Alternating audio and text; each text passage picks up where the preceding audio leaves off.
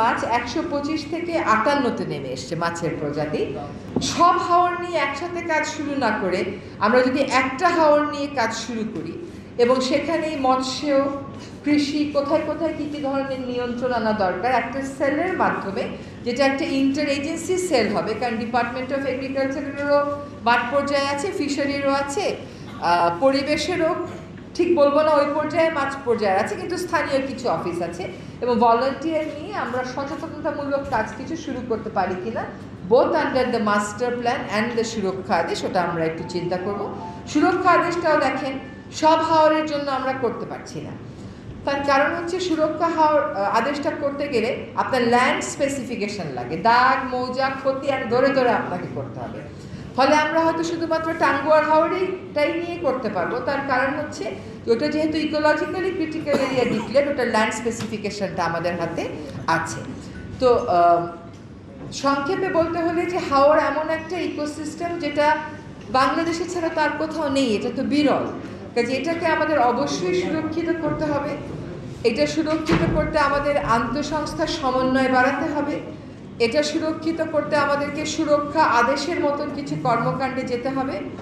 হাওরের কৃষি ব্যবস্থাটাকে প্রোটেক্টেড রাখতে আমাদের বাঁধ নির্মাণ কাজগুলোতে প্রকৃত অর্থে যাদের প্রয়োজন এরকম কর্মসংস্থানে সংযুক্ত হওয়া, তাদেরকে সংযুক্ত করতে হবে।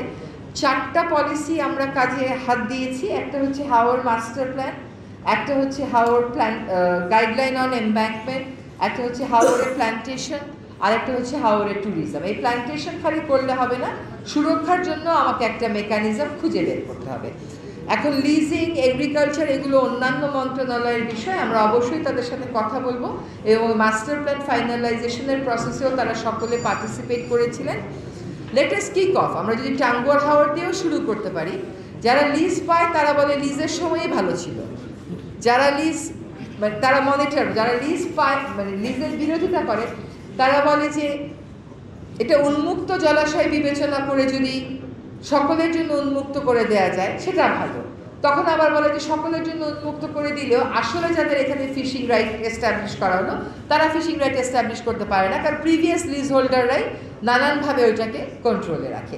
So it is complex but it's doable, এটা করা সম্ভব। আপনাদের এই আয়োজনটা, এই যে একজন বললেন না যে সেমিনারের পর সেমিনার হবে, সেমিনারের পর সেমিনার যদি না হয় তাহলে প্রায়োরিটি হারিয়ে যাবে, কাজে কথাগুলো বলতে থাকতে হবে। আমরা চলেন হাওর মাস্টার প্ল্যানটা ফাইনালাইজ করি, আমরা এমব্যাঙ্কমেন্টের ওটা ফাইনালাইজ করি, আমরা টাঙ্গুয়ার হাওরের জন্য সুরক্ষা নির্দেশটা প্রণয়ন করে বাস্তবায়নের চেষ্টা করি।